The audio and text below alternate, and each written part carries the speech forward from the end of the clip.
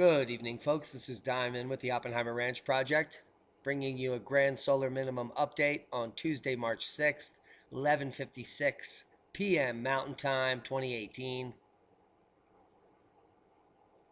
We're at the newly named UKZ website looking at Shinmoedake with an uptick in activity today after we were first to report on it yesterday. Atmospheric eruption up to 3,000 feet.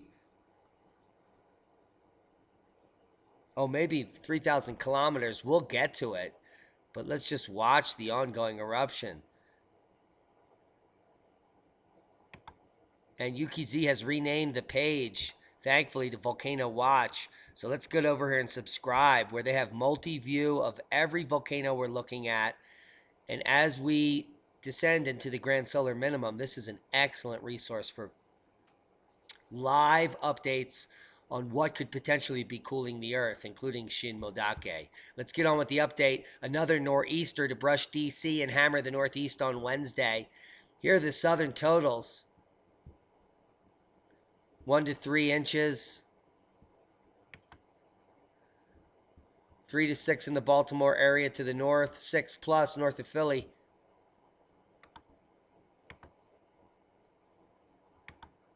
Now, this is happening when there's still hundreds of thousands of people without power, and the next storm is ongoing. So as this powerful storm takes aim at the northeast, city and state agencies are scrambling to minimize the damage from the second nor'easter in less than a week. The lower Hudson Valley is going to bear the brunt of this. We're going to get to the updates. Flights, trains, and canceled ahead of the big winter storm expected to hit the northeast on Wednesday. Into Thursday, up into Maine. Airlines have already begun canceling flights and issuing free waivers to travelers in anticipation of another late winter storm, threatening to hit the Northeast Corridor on Wednesday. By Tuesday night, more than 1,600 flights were canceled. Heads up. And this is why. There is going to be a severe line here where behind it there's going to be epic amounts of snow. And this is in a region where there's already hundreds of thousands of people that still have no power. And the infrastructure back here is so poor that they told everyone that lives back here, everyone back here with no power, to leave because it might get worse. That's what you have to look forward to. This is the people taking care of you, quote unquote. You need to start preparing now. These are the signs that you should be heeding.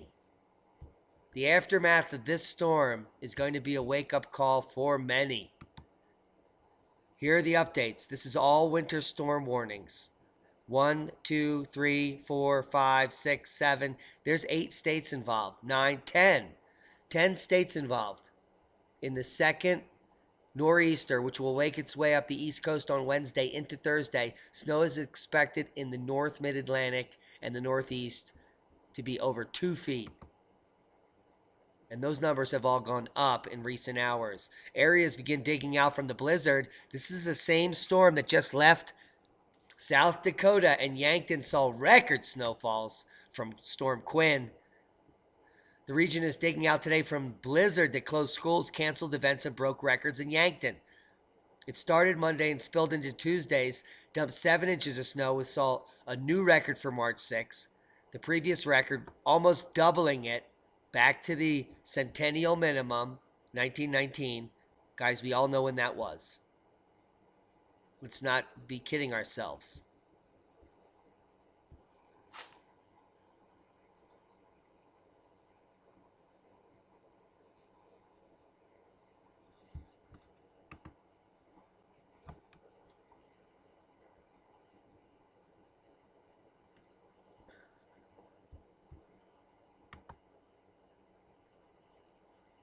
The winter's not over yet in Fort Myers. Highs predicted in the 50s and 60s for this week. And if you look at the GFS models that go out past 10 days into March 15th, 16th, and 17th, it's looking like a 40-degree event in southern Florida. for the first day of spring or thereabouts. So that's a heads up. This is Regina, which rhymes with city says we haven't forgotten about the snow. Reginans are digging themselves out after record-setting snow. Another 20 centimeters between Sunday and Monday morning. Crews have been working 24 hours removing this. At a press conference Tuesday, city officials said there are now 50% through plowing Category 1 roads, and there are 26% done Category 2 roads. So sometime during the beginning of summer, you'll be able to leave your home. And that is Saskatchewan, which we predicted to be buried, which they were. Today's first boom. Heads up. Whew.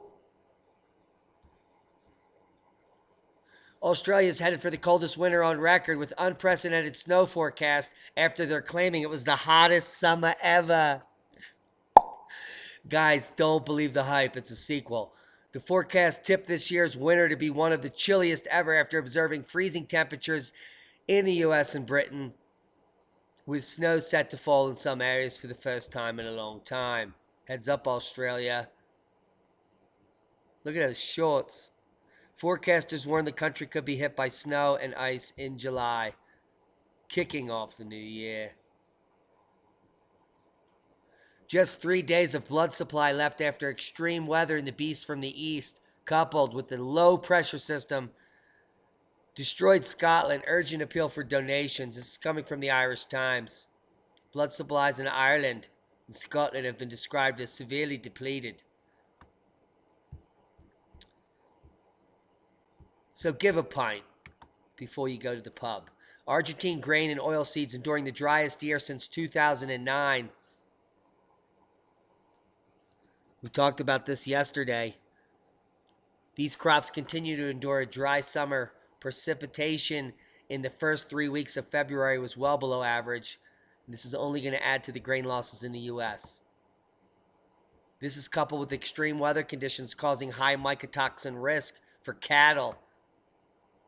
This is coming from Dubuque, Iowa. Many potential mycotoxins can impact cattle feeds. Many different geographic origins for cattle feeds and maybe 10 to 20 different mycotoxins potentially present. So these feeds, which are going to be of low quality, are going to be fed to our animals, which are going to make them sicker, which you're going to eat and make you sick. It's just sick upon sick, just as predicted. Papua New Guinea aftershock prompts fears. Earthquake toll could exceed 100. The earthquake toll, I'm sure, is exceeding many hundreds. And there's another major blast to hit Papua New Guinea today and dozens of aftershocks. Let's go take a look. Not looking good here. This is almost a similar situation to the Kodiak earthquake. And here we have another 6.7 today in the same region. That's a large shock to be happening at 10 kilometers below the surface. This is causing more landslides, more people to be buried. And look at the 24-hour aftershocks.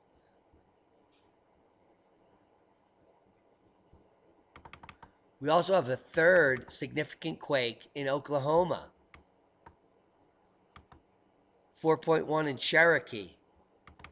I'm sure that's raising eyebrows. And we might have some volcanic activity here in the Kurils.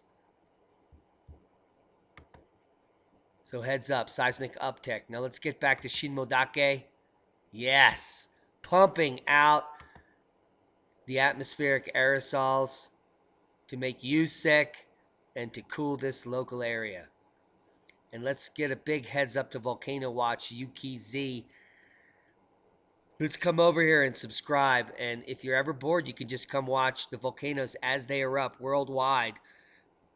They have live stream on all of them. It's pretty much the best resource on the internet currently. I bet you if we wanted to, guys, we could get them to 10,000 tonight. because they're doing this is a lot of work. They do not monetize this, and they're doing this for the general public's awareness. So that's a double thumbs up. Ooh, little subliminal messaging there. But we can see Shinmoedake does not look like it is receding. It looks like it is getting more active as we watch the live footage. It's amazing. This is tons and tons of carbon dioxide, folks. So any of your global warming alarmists, just bring them on over here to UKZ, which is now Volcano Watch, to show them that in just a few hours, this volcano is spewing as much carbon dioxide as the entire human population on Earth has spewed in its entirety since 1900, right here. And how come we're not burning up? Thank you, Volcano Watch. Ongoing Mount Shinmoedake eruption. You guys kick butt. Let's go over to the watchers. They kick butt to explosive eruptions and ash venting in Shinmoedake. They did great coverage here. Today's activity is the strongest since 2011, grounding more than 80 flights in the nearby Kagoshima airport. Heads up, here's Earth Uncut TV's version. The volcano roared back to life on September 7th, 2017 after 6 years of quiescence, coating nearby cities' towns with a thin layer of ash. And we have more than a thin layer of ash. It's ongoing. We have tons and tons of atmospheric aerosols, carbon dioxide, sulfur dioxide, silicon, dust, and particulates. Look at it. Guys, you're not responsible for this. It's not going to cause the Earth to get warmer. It's going to cause the Earth to get cooler. There are thousands of like-minded scientists like myself who all agree that the global warming theory is nonsense. And we all agree that the conclusions coming from the Cloud Project and Svensmark and cosmic ray increase in stratospheric aerosols, nucleating clouds between 12 and 27,000 feet is going to cause the planet to cool. Couple that with the ongoing uptick in seismicity and volcanism worldwide, and you have a cocktail for global cooling. And we're watching it live and we're covering it. That's why I'm so motivated to bring this information to you, because it's important that the veil of lies be removed from the sheep. And if you're on the cusp and you're watching this, every anthropogenic global warming prediction has failed. And those that study paleoclimatology and climate cycles, our predictions are 100% nailing it, because we're using historical documents, we're using the current climate science, we're using a multidisciplinary approach to get you the information you need. This is not fear-mongering, it's the truth. And you need to be preparing now for these events to continue to increase as the years progress. There's been an exponential increase in volcanic activity, earthquake activity, and catastrophic flooding worldwide.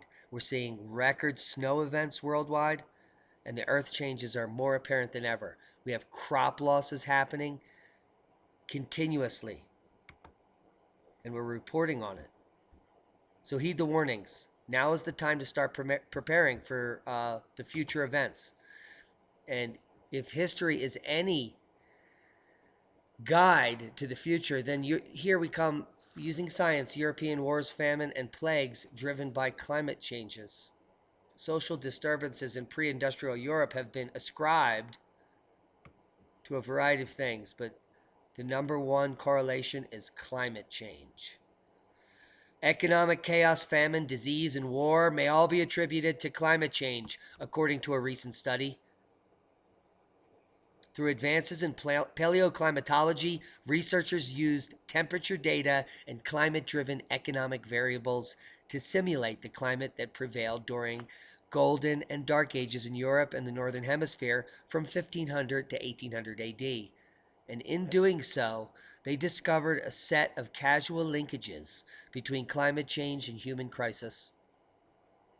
They noted that social disturbances, societal collapse, and population collapse often coincided with significant climate changes in America, the Middle East, and China. And this is what we've been seeing over the last 6 months. Significant climate change in North America, the Middle East, and China, and many other countries in pre-industrial times, suggesting that climate change was the ultimate cause of human crisis in many pre-industrial societies. I will leave you links to this. Let's talk about Dr. Anita Bailey. Anita Bailey, PhD, author of Cold Times, Preparing for the Mini Ice Age. She believes that the grand solar minimum is upon us, as we do.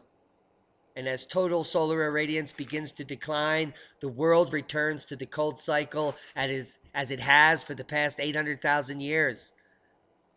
And if we just look at the GSP-2 data, we can see this massive solar maximum minimum cycle repeating at a regular periodicity, causing empires to form and fall.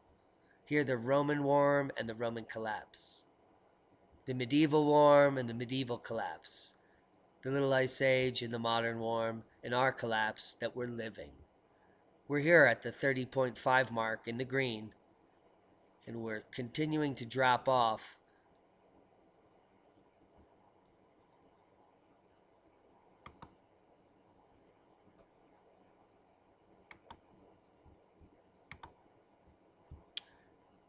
Anita Bailey is going to be joining us for the next few weeks on our radio show. Starting tomorrow night is our first night in March.